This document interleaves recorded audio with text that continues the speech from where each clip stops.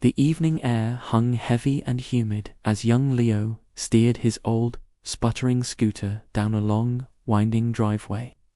The tiny headlight barely cut through the twilight, but up ahead, a beacon of gold blazed against the darkening sky.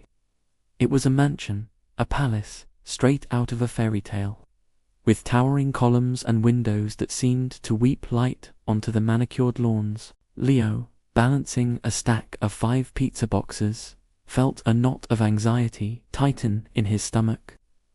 This was the biggest delivery of his life. He parked the scooter near a fleet of gleaming luxury cars that looked more like spaceships than vehicles. As he walked toward the colossal front door, the sound of laughter and clinking glasses drifted out. A group of immaculately dressed young men and women were gathered on the porch. They stopped talking when they saw him approach. One of them, a guy with slicked back hair, pointed a thumb at Leo. "Look what the cat dragged in," he sneered. "Did you get lost on your way to the servants' quarters?" His friends erupted in laughter. A girl with a pearl necklace looked down her nose at Leo's worn-out uniform and scuffed shoes. "Seriously, is that what they send for deliveries now? I hope he washed his hands." The words stung, each one a tiny dart hitting its mark. Leo's face burned with humiliation, but he held his chin high. He just wanted to get this over with. He clutched the pizza boxes tighter, their warmth a small comfort against the coldness of their stares. "I have a delivery for Mr. Sterling," he said, his voice barely a whisper. The slick-haired guy stepped forward, blocking his path. "Mr. Sterling doesn't deal with the help. Just leave the pizzas and get out of here. Maybe, if you're lucky, we'll leave you a tip." He made a show of patting his pockets, as if searching for loose change, drawing another wave of cruel laughter from the group. Leo stood frozen, a statue of silent shame. He had never felt so small, so insignificant in his entire life. The weight of the pizzas suddenly felt like the weight of the world on his shoulders. Just as he was about to turn and leave the food on the steps, the grand oak doors swung open. The laughter died instantly. A tall, distinguished man with silver hair and a kind face stepped out.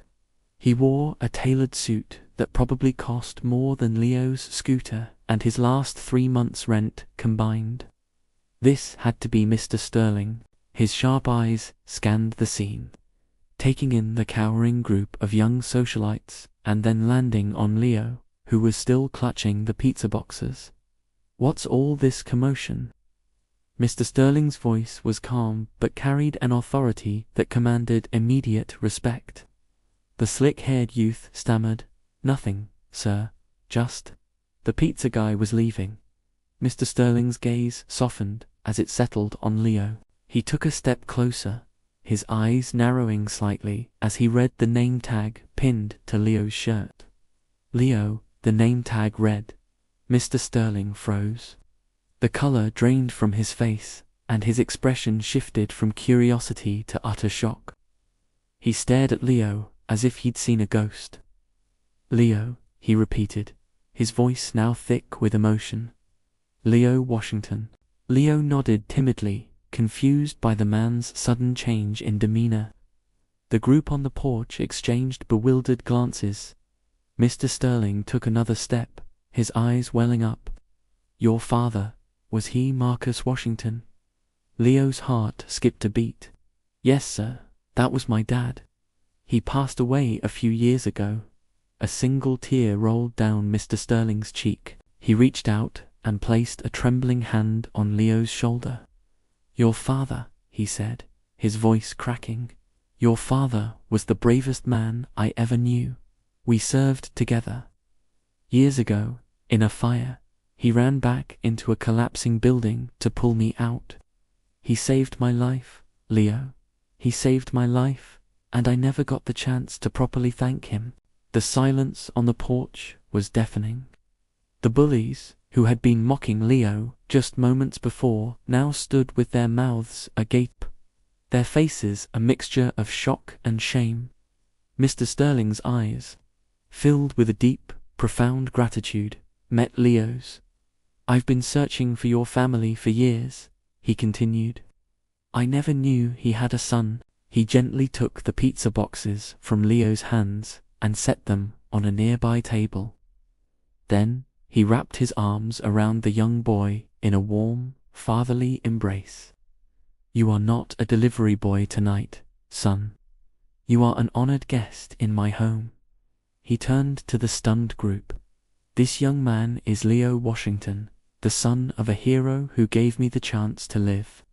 He will be treated with the utmost respect." His voice was iron. He then turned back to Leo, his expression softening again.